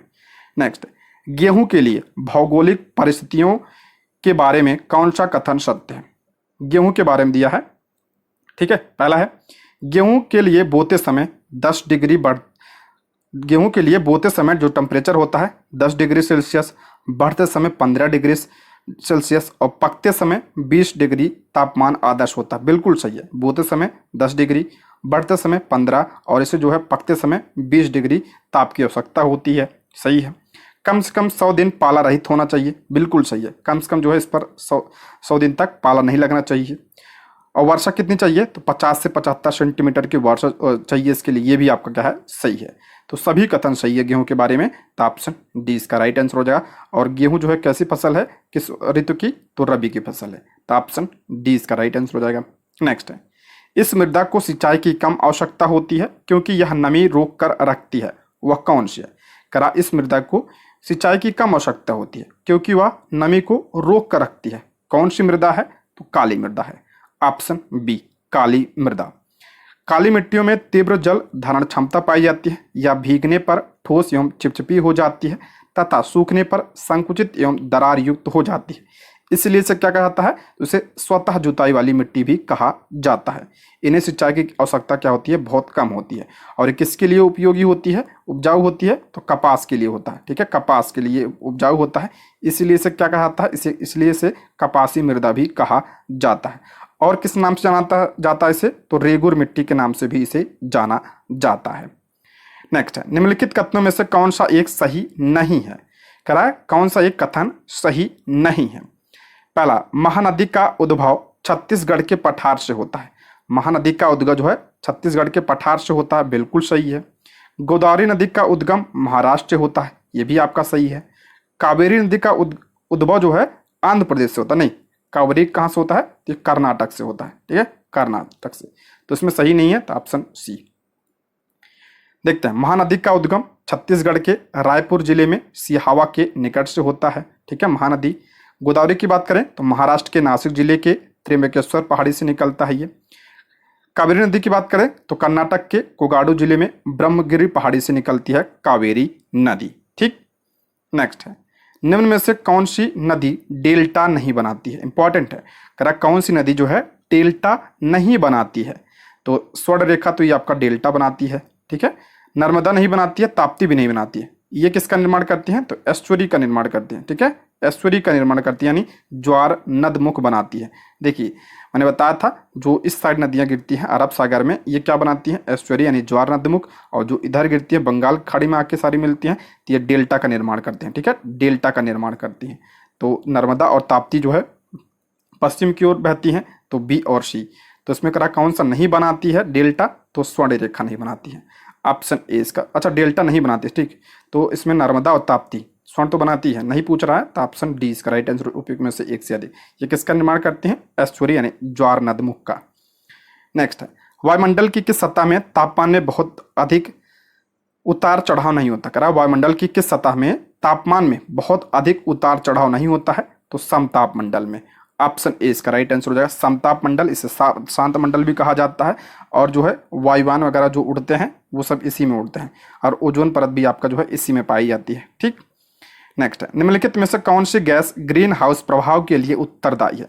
ग्रीन हाउस प्रभाव के लिए कौन सी गैस उत्तरदायी है? इनमें से क्लोरीन, ऑक्सीजन, हाइड्रोजन, कोई भी नहीं। ठीक है, कोई भी नहीं। तो इसका राइट आंसर हो जाएगा ऑप्शन ई, इनमें से कोई नहीं। Option E. ग्रीन हाउस गैसों की बात करते हैं तो कार्बन डाइऑक्साइड हो गया, जलवाष्प, मेथेन, ओजोन, नाइट्रस ऑक्साइड, ये सब गैसें क्या हैं? तो ग्रीन हाउस गैसें हैं। इंपॉर्टेंट है ये। नेक्स्ट है, तापमान को प्रभावित करने वाले कारकों में शामिल है। करा तापमान को प्रभावित करने वाले कारक कौन कौन से हैं? इंपॉर्टेंट है। तापमान को क्या प्रभावित करता है? तो ऊंचाई भी प्रभावित करता है तापमान को, अक्षांश भी प्रभावित करता है। ठीक है, स्थल भाग भी। तो ऑप्शन डी, उपयुक्त में से एक से अधिक, ये सब जो है तापमान को क्या करते हैं? प्रभावित करते हैं। नेक्स्ट, निम्नलिखित में से कौन सा कथन सही नहीं है? कौन सा कथन सही नहीं पूछ रहा है? पहला है, पर्यावरणीय अवनति का अर्थ पर्यावरण की गुणवत्ता में कमी। बिल्कुल सही है। पर्यावरणीय अवनति का अर्थ क्या होता है? तो पर्यावरण की गुणवत्ता में कमी। दूसरा है, पर्यावरणीय क्षरण भौतिक शक्तियों और या मानव जनित कारणों से हो सकता है। बिल्कुल सही है। जो पर्यावरण का क्षरण है ये भौतिक शक्तियों के माध्यम से हो सकता है और मानव के द्वारा भी हो सकता है, तो ये भी सही है। भूमध्य रेखित क्षेत्र में मृदा क्षरण समाना के क्षेत्रों की तुलना में अधिक होता है, ये भी सही है। तो इसमें पूछ रहा कौन सा कथन सही नहीं है? तो ऑप्शन ई इसका करेक्ट आंसर हो जाएगा। नेक्स्ट है, भारत का एक नागरिक अपनी नागरिकता खो देगा यदि वह, करा भारत का एक नागरिक अपनी नागरिकता खो देगा यदि वह भारतीय नागरिकता का परित्याग करता है। बिल्कुल सही है। स्वेच्छा से अन्य देशों की नागरिकता प्राप्त करता है, ये भी आपका क्या है? सही है। दोनों कथन सही है।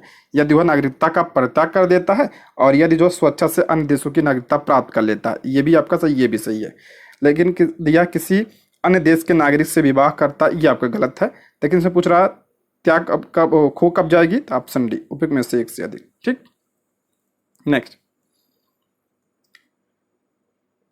भारत में रहने वाले ब्रिटिश नागरिक दावा नहीं कर सकता। करा भारत में रहने वाले ब्रिटिश नागरिक दावा नहीं कर सकता है किसके लिए? तो व्यापार और व्यवसाय की स्वतंत्रता के अधिकार का। बिल्कुल सही है, पहला सही है। व्यापार और व्यवसाय की स्वतंत्रता का अधिकार सिर्फ किसको है? सिर्फ भारतीय नागरिकों को है। ठीक है, सिर्फ भारतीयों को प्राप्त है, विदेशियों को यह प्राप्त नहीं है। ठीक है, विधि के समक्ष समता का अधिकार ये भारतीयों और विदेशियों दोनों को प्राप्त है। जीवन और व्यक्तिगत स्वतंत्रता की सुरक्षा का अधिकार ये जो है आपका भारतीयों और विदेशियों को दोनों को प्राप्त है। तो इसमें करा कौन सा दावा नहीं कर सकता है? तो ब्रिटिश नागरिक जो विदेशी है। तो ऑप्शन ए, व्यापार और व्यवसाय की स्वतंत्रता का अधिकार सिर्फ भारतीयों को है। ऑप्शन ए, ये मूल अधिकार है। नेक्स्ट है, भारत के संदर्भ में निम्नलिखित में से कौन सा अधिकारों और कर्तव्यों के बीच सही संबंध है? करा कौन सा अधिकार और कर्तव्य के बीच सही संबंध है? करा अधिकार कर्तव्यों के साथ सह संबंधित है। बिल्कुल सही है, यही आपका सही है। जो अधिकार है यानी मूल अधिकार है जो और मौलिक कर्तव्य है के साथ क्या है? सह संबंधित है। ऑप्शन ए इसका राइट आंसर हो जाएगा। ठीक है, नेक्स्ट, भारतीय संविधान के मूल अधिकारों को केवल कब निलंबित किया जा सकता है? भारतीय संविधान के मूल अधिकार को करा केवल निलंबित किया जा सकता है कब? तो जब राष्ट्रीय आपातकाल की घोषणा की गई हो तब। ऑप्शन ए इसका राइट आंसर हो जाएगा। Option A. देखते हैं इसके बारे में। भारत के संविधान के अनुच्छेद 358 के तहत यदि युद्ध एवं बाह्य आक्रमण के आधार पर राष्ट्रीय आपातकाल की घोषणा की जाती है तो अनुच्छेद 19 ही निलंबित हो जाता है, यानी जो स्वतंत्रता का अधिकार है वो आपका निलंबित हो जाता है। वाक्य एवं व्यक्ति का जो अधिकार है आर्टिकल 19। उसके बाद आपका अनुच्छेद 359 के तहत यदि युद्ध, बाह्य आक्रमण या सशस्त्र विद्रोह के आधार पर राष्ट्रीय आपात की घोषणा की जाती है तो राष्ट्रपति किन्हीं या सभी के मौलिक अधिकारों का क्रियान्वयन निलंबित कर सकता है, परंतु 20 और 21 राष्ट्रीय आपात में भी निलंबित नहीं किए जा सकते हैं। ध्यान रखिए, 20 और 21 जो है राष्ट्रीय आपातकाल में भी निलंबित नहीं किए जा सकते हैं। हमारे संविधान में कितने प्रकार के आपातकाल की बात कही गई है? तो आर्टिकल 352 में आपका राष्ट्रीय आपातकाल है, आर्टिकल 356 में राष्ट्रपति शासन है, आर्टिकल 360 में क्या आपका वित्तीय आपातकाल है। इसको भी ध्यान रखिएगा। नेक्स्ट, राज्य के नीति निर्देशक सिद्धांतों को भारतीय संविधान में शामिल किए जाने का उद्देश्य। राज्य के नीति निर्देशक सिद्धांत यानी डीपीएसपी को भारतीय संविधान में शामिल किए जाने का उद्देश्य पूछ रहा है, क्या है? तो इसका उद्देश्य था ऑप्शन सी, सामाजिक और आर्थिक प्रजातंत्र को स्थापित करना इसका उद्देश्य है। ऑप्शन सी इसका करेक्ट आंसर हो जाएगा। डीपीएसपी की बात करें किस भाग में है, तो भाग 4 में है। आर्टिकल की बात करें तो 36 से लेकर 51 में इसका उल्लेख किया गया है। किस देश के संविधान से लिया गया है इसे जो है आयरलैंड के संविधान से या लिया गया है। और किसकी बात करता है ये, तो कल्याणकारी राज्य की बात करता है ये, ठीक है, कल्याणकारी राज्य की।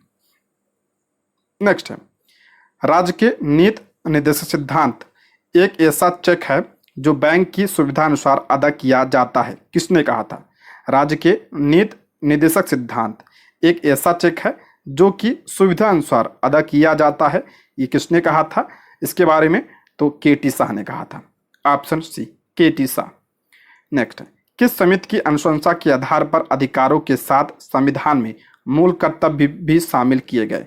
मूल कर्तव्य किस समिति की सिफारिश पर लागू किया गया था? मैंने बताया था, तो सरदार स्वर्ण सिंह समिति की सिफारिश पर इसे लागू किया गया था। कब लागू किया गया था? 42वें संविधान संशोधन 1976 के द्वारा इसे लागू किया गया था। किस भाग में शामिल किया गया था? तो भाग 4A में। आर्टिकल की बात करें तो 51A में से शामिल किया गया था। कहाँ से लिया गया है? तो रूस के संविधान से लिया गया है। जब शामिल किया गया था कितने थे? 10। वर्तमान में कितने हैं? तो 11 मूल कर्तव्य हैं। ठीक है। नेक्स्ट है, लोकसभा में राज्यवार सीटों का आवंटन 1971 की जनगणना पर आधारित है। यह निर्धारण किस वर्ष तक यथावत रहेगा? इंपॉर्टेंट है, लोकसभा में राज्यवार सीटों का जो आवंटन है 1971 की जनगणना पर वर्तमान में आधारित है। यह निर्धारण किस वर्ष तक यथावत रहेगा? तो 2026 तक यह यथावत रहेगा। Option B 2026। देखिए, संविधान के 84वें संविधान संशोधन अधिनियम 2001 द्वारा संविधान के अनुच्छेद 81(3) के परंतुक में संशोधन करके 2000 के स्थान पर लोकसभा में राज्य सीटों के आवंटन का निर्धारण 2026 तक संशोधित न किया जाए का प्रावधान किया गया तथा इसके निर्धारण के लिए 1971 की जनगणना ही आधार होगी। पहले कितना था? सन 2000 बढ़ाकर कितना कर दिया गया? 2026। नेक्स्ट है, लोकसभा को उसके कार्यकाल की समाप्ति के पूर्व ही भंग किया जा सकता है। कह लोकसभा को उसके कार्यकाल की समाप्ति के पूर्व ही भंग किया जा सकता है। किसके द्वारा?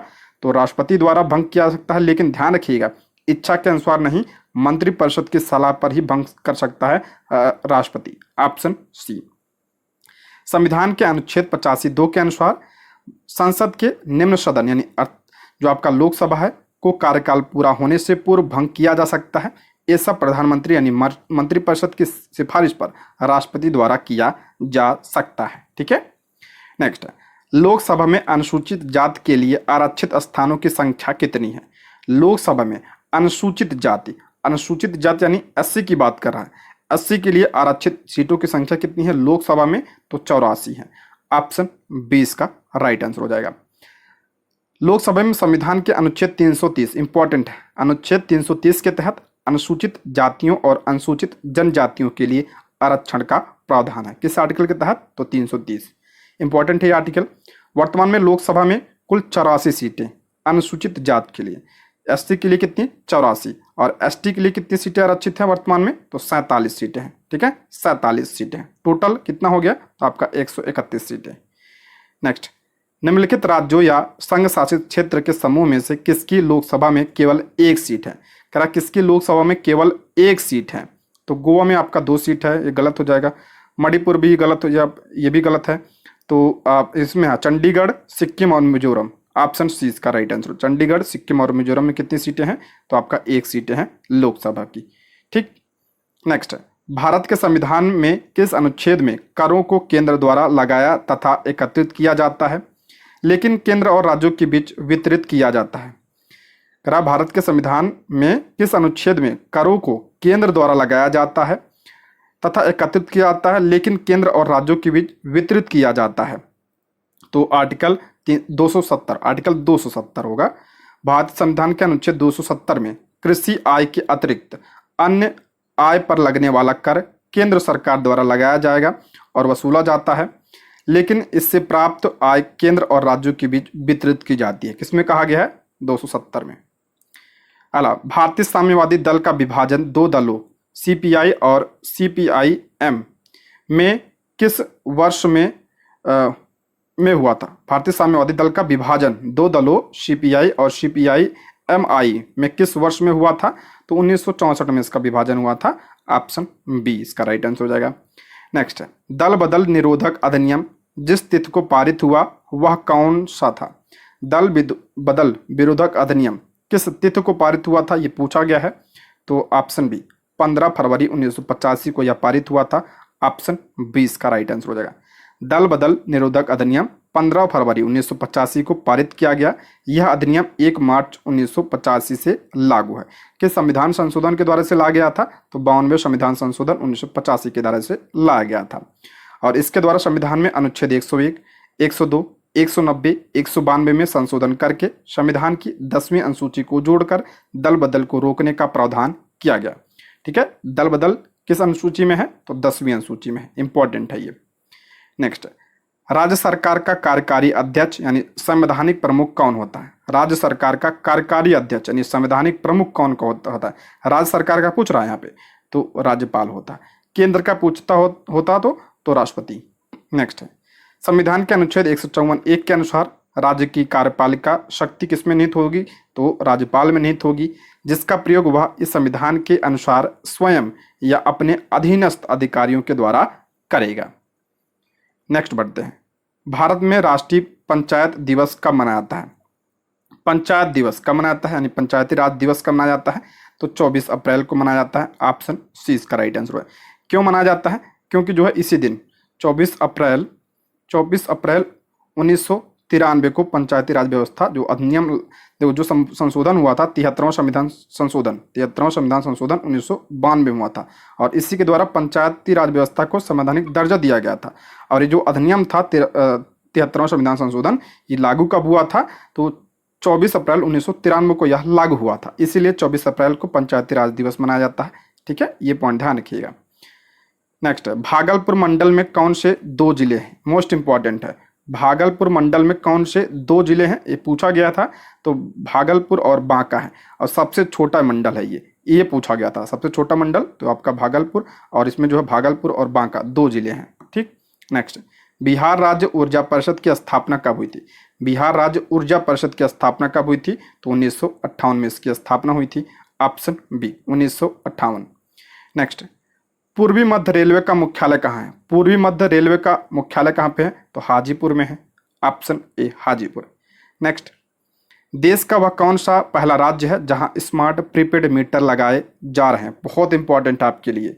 देश का कौन सा पहला राज्य है जहां स्मार्ट प्रीपेड मीटर लगाए जा रहे हैं? तो बिहार में। ऑप्शन बी इसका राइट आंसर हो जाएगा। दोस्तों, मैंने इसमें बिहार स्पेशल करंट अफेयर भी शामिल किया है, ठीक है, आप लोग कहने पर। ठीक, ऑप्शन सी। नेक्स्ट है, बिहार के किस जिले में बिहार का अब तक का सबसे बड़ा सोलर पावर प्लांट चालू हो गया? करा बिहार के किस जिले में बिहार का अब तक सबसे बड़ा सोलर पावर प्लांट चालू हो गया है? तो बांका में चालू हुआ है ये, बांका जिले में। ऑप्शन ए इसका राइट आंसर हो जाएगा। और इसकी क्षमता कितनी है? तो 50 मेगावाट। ठीक है।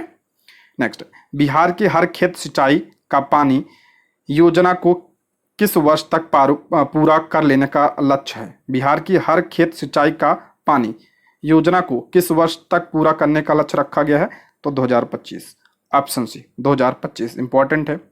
नेक्स्ट, दुनिया के सबसे ऊंचे रेलवे पुल पर भारतीय रेलवे ने पहला ट्रायल रन पूरा किया या किस नदी पर है? तो सभी को पता होगा ये चिनाब पे है। Option B.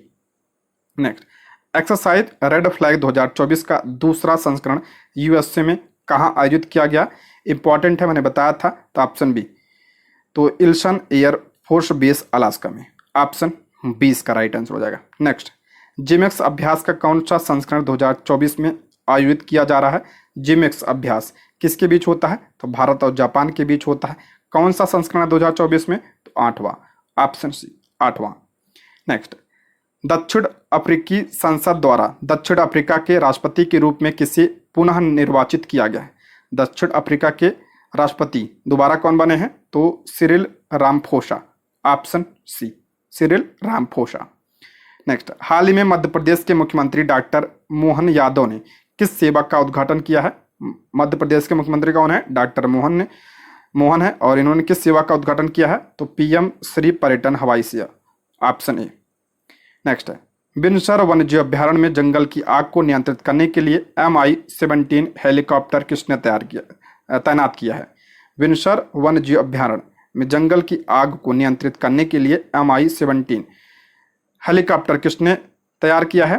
तो आप तैनात किया है तो भारतीय वायुसेना ने। ऑप्शन 20 का राइट आंसर हो जाएगा। और बिनसर वन्यजीव अभ्यारण्य कहाँ पे है, किस राज्य में? तो उत्तराखंड में ही है। ठीक है, उत्तराखंड में है, इसको भी ध्यान रखिएगा। नेक्स्ट है, फ्रेंच ओपन 2024 का महिला खिताब जीतने वाली ईगा स्वीटेक किस देश की खिलाड़ी है? बहुत इंपॉर्टेंट है। फ्रेंच ओपन जो है किसने जीता है महिला में? तो ईगा स्वीटेक ने जीता है। और किस देश की है ये? तो पोलैंड की। Option C, Poland.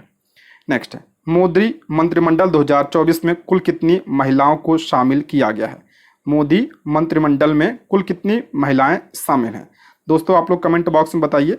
अगर आपको जो है जो नया मंत्रिमंडल बना है उसकी वीडियो चाहिए तो आप लोग कमेंट बॉक्स में बताइएगा एक बार। ठीक है, कितनी महिलाएं शामिल है इसमें? तो 7 महिलाएं। ऑप्शन सी इसका राइट आंसर हो जाएगा, 7। नेक्स्ट, हाल ही में किस राज्य के 2 वेटलैंड को रामसर साइट की लिस्ट में शामिल किया गया? हाल ही में किस राज्य के 2 वेटलैंड को रामसर साइट की लिस्ट में शामिल किया गया? बहुत इंपॉर्टेंट है ये आपके लिए। ठीक है, 100% आपके एग्जाम में पूछा जाएगा ये। ठीक है, ये प्रश्न तो आने वाला पक्का। तो ये बिहार, ऑप्शन ए इसका राइट आंसर हो जाएगा, बिहार। देखिए, भारत में रामसर सम्मेलन के तहत नागी और नकटी पक्षी अभ्यारण्यों को अंतर्राष्ट्रीय महत्व के अपने नए आर्द्रभूमि घोषित किया है। यह आर्द्रभूमि क्षेत्र बिहार के जमुई जिले में झांझा वन क्षेत्र में स्थित है। बहुत इंपॉर्टेंट है, किस जिले में है ये? तो जमुई जिले में है ये। इसके साथ ही भारत में रामसर साइट की संख्या बढ़कर कितनी हो गई थी? कितनी हो गई है? 82। पहले 80 थी, अब कितनी हो गई? 82 हो गई है। भारत अब रामसर साइट के मामले में चीन के साथ संयुक्त राज्य अमेरिका से तीसरे स्थान पर पहुंच गया है। यूके जो है 175 साइट के साथ क्या आपका टॉप पर है। ठीक है, ये ध्यान रखिएगा। नागी और नकटी कहाँ पे है? तो आपका बिहार में। देखिए, इसके पहले कौन सा था? बिहार में एक ही था, कांवर था। ठीक, जो कांवर झील था ये बिहार में एक ही रामसर साइट था। अब कितने हो गए बिहार में? 3 हो गए। कांवर झील हो गया आपका, नागी और नकटी हो गए। ठीक है, बिहार में 3 हो गए। बहुत इंपॉर्टेंट है, ये पूछा जाएगा। ठीक दोस्तों, आप लोग कमेंट बॉक्स में जरूर बताइएगा वीडियो कैसी लगी। ठीक, ये रहे आज के प्रश्न। Thank you for watching.